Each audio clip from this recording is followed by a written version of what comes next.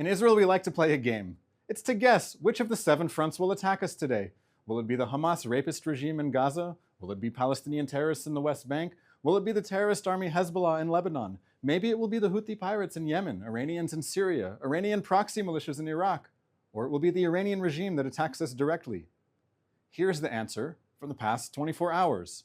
4 drones from Iraq, a missile from Yemen that set off sirens near Jerusalem, which means that's where it was heading before it was intercepted by Israel's Arrow missile defense system.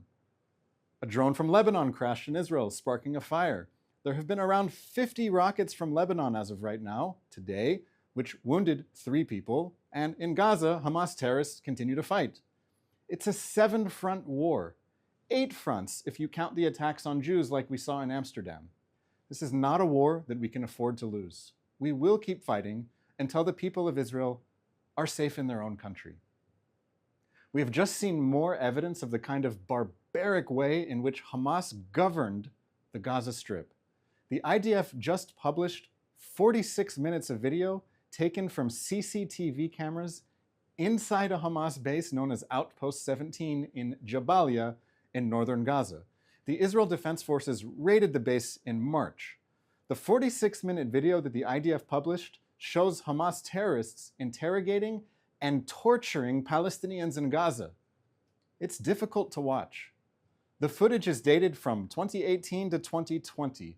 It shows Palestinian detainees in very distressing conditions. They are in unbearable pain. They are chained to floors and ceilings. Bags are over their heads. You can see a Hamas terrorist sitting comfortably in his chair as a prisoner is handcuffed and hanging from the ceiling beside him. It's horrific. This is Hamas. Hamas was the government of Gaza. Hamas brutally crushed any dissent.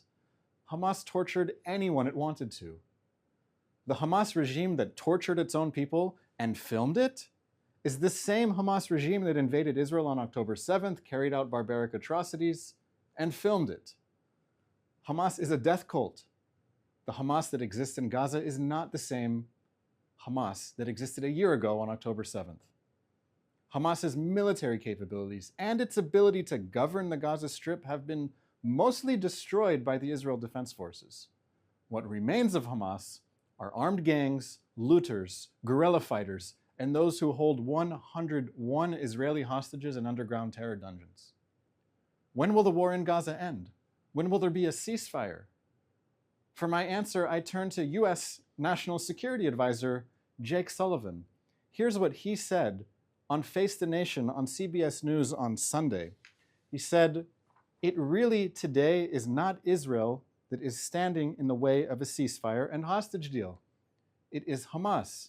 Israel has said it is prepared to do a temporary ceasefire for a number of hostages and then try to build on that to get all of the hostages home. Hamas said no." Sullivan continued. He said, "What they are communicating to the mediators," that's Hamas, "what they are communicating to the mediators is no.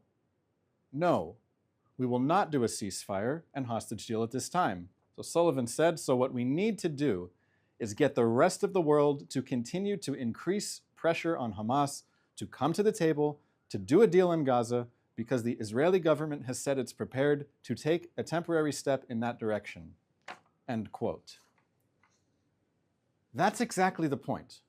We need to increase the pressure on Hamas and increase the pressure on Hamas's patrons, Qatar, Turkey, and Iran, so that Hamas ends the war that it started, releases the hostages, and allows the people of Gaza to build a future of peace and not a future of war. As Hamas continues to fight, Israel has expanded the humanitarian zone inside Gaza. Anyone who wants to send humanitarian aid into Gaza, food, water, medicine, medical equipment, and shelter equipment, can send it into Gaza. There are no restrictions on the amount of humanitarian aid that can enter Gaza. As of this morning, I just looked it up, as of this morning, approximately 684 trucks worth of aid are waiting for collection inside Gaza. The aid has cleared Israeli security checks and it is waiting for collection inside of Gaza.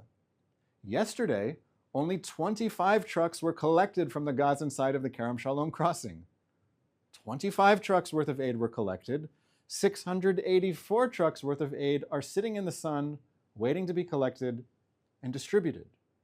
The IDF is currently preparing to open another crossing for aid going into Gaza. This crossing will be at a place called Kisufim, a short distance from Kibbutz Kisufim, which Hamas invaded on October 7th. Inspection facilities have been built at the new crossing, and roads have been paved. Israel wants humanitarian aid to go into Gaza. Israel also wants the major global humanitarian aid agencies to scale up their operations and deliver the aid. Let's take questions from people watching live on our social media platforms, whether on Instagram or YouTube or elsewhere, please. Our first question today is being asked by a number of our viewers and asks, what can you say about the humanitarian situation in the far northern part of Gaza? Yes, let me explain the geography first. I know that everyone is focusing on the situation in northern Gaza, so a bit about the geography. There's southern Gaza, which includes the city of Rafah, Khan Yunis. Northern Gaza begins at the city of Gaza, and north of the city of Gaza, north of Gaza City, there are a number of villages, towns, cities like Jabalia, like Beit Hanun, like Beit Lahia. So this is the area that we're talking about when we say northern Gaza. You can take a look at a map. So that is where Hamas continues to fight the hardest. The distribution of humanitarian aid in a war zone is difficult. We're talking about urban warfare, where Hamas fighters can fire an RPG from a narrow alley, or where snipers can hide in windows and shoot at Israeli soldiers. Despite all this, humanitarian aid, food, water, and medical equipment was brought to distribution centers for the population that remains in these areas in northern Gaza, Jabalia, Beit Hanun. The IDF also worked with international aid organizations to make this happen. The IDF has also worked with the World Health Organization to help get over 200 patients in hospitals in northern Gaza out of harm's way. As long as Hamas continues to wage war, the situation in northern Gaza is going to be difficult. It will be less difficult once Hamas is no longer a threat there, and humanitarian aid can easily enter without Hamas threatening the people who are delivering that aid. Our next question comes from Apogee Health on Instagram, who asks, how will the expulsion of Hamas from Qatar affect hostage negotiations? And indeed, is it even true?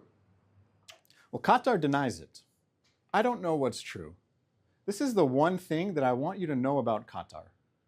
On October 7th, 2023, at 3:15 p.m. Israel time, long after it was clear that Hamas was carrying out barbaric atrocities in Israel and taking hostages, the Qatari Ministry of Foreign Affairs published a statement that said Israel was solely responsible for the ongoing escalation. Qatar condemned Israel on October 7th. That's Qatar. It's not a mediator. It's Hamas's agent. Hamas is a Qatari asset. Qatar wants the war in Gaza to end with Hamas still in power. What this means in plain English is that Qatar told Hamas to keep the hostages. The Hamas leaders who are still alive and living in Doha, the capital of Qatar, they should be extradited so they can face justice for their crimes against humanity. That's my view about Qatar. Our next question comes from BDA Beach Shell on Instagram, who asks, now that the Trump administration is back, what are your expectations, and is the Iran nuclear plants on the table for destruction? So a few things. First of all, President Biden is still the president of the United States, and he will be the president until January 20th at noon East Coast time. He is still the president, and what Jake Sullivan, his national security advisor, just said, as I mentioned earlier, that Hamas is rejecting all attempts at a ceasefire, all attempts at a deal, is very important, and the United States and Israel are working together on this issue. Now, what we expect from the incoming Trump administration once it takes office would be the same thing that we hope to have from any U.S. president, which is sympathy, first of all, and understanding that Israel is in the middle of a 7-front war, and the leader, the chief sponsor of this 7-front war is the regime in Iran. So we need much more pressure on the Iranian regime so that it will not have the means and the ability to sponsor all of these groups that have built a war machine around our borders, this ring of fire. Now, you asked about the nuclear program. This is, of course, the chief concern, is that Iran, which is threatening to destroy Israel, is also developing the capability that will enable it to do so. So Israel's policy is very clear, which is that Iran can never be allowed to develop a nuclear weapons capability. And of course, Israel hopes and expects that the entire world, not just the United States, will understand that Iran cannot be allowed to develop a nuclear weapons capability. We need to increase the pressure on Iran. I think much is possible, and I also hope that when this war ends with Hamas laying down its arms and releasing the hostages, once this war ends, we will need to rebuild what was lost and give a boost to the Abraham Accords, which was where we were before the war started, where there are a number of countries in the region, chiefly the United Arab Emirates, Bahrain, with the quiet support of Saudi Arabia, that was building better ties with Israel. I believe this will be possible, and I hope and expect that the incoming Trump administration will push this just as hard. All right, our last question today coming from Miria Dom G on Instagram, who asks a related question. If the Abraham Accords are revived, will they be expanded to include Lebanon? Should they, sans Hezbollah? It would be amazing if the country of Lebanon would join the Abraham Accords and reach a peace agreement with Israel. I do not see the government of Lebanon even pursuing this option, but it is the obvious option that is in their best interests, and that interest is simply called peace with Israel. Right now, Lebanon has been effectively taken over by a militia. It's Lebanese people, but they answer to Iran. I'm talking about Hezbollah. This is a terrorist army within Lebanon that does not answer to the government of Lebanon, and it, in effect, has enough power in the government of Lebanon to prevent anything being done about the fact that there is a separate militia inside Lebanon. So there's a lot of talk now about ceasefire agreements or UN resolutions. I would hope that the entire international community, the United Nations, the US, the UK, France, anyone who cares about the situation in Lebanon needs to say clearly that the future between Israel and Lebanon needs to be a future of peace, not ceasefires, not UN resolutions, real peace. And if that happens, if Lebanon gets the message, if Hezbollah is pushed out of the picture, then it would be possible for Lebanon to join something like the Abraham Accords, and I think we should aim high, and this, yes, it should be our goal. Thank you so much for all of the questions. If you have any others that I didn't get to, you can message me on my personal social media. I'll try to look at them. We are here live every day, Sunday to Thursday, Israel time, 3 p.m. That's 8 a.m. on the East Coast. Thank you so much for watching. I'm Daniel Rubenstein. I wish you a lovely day.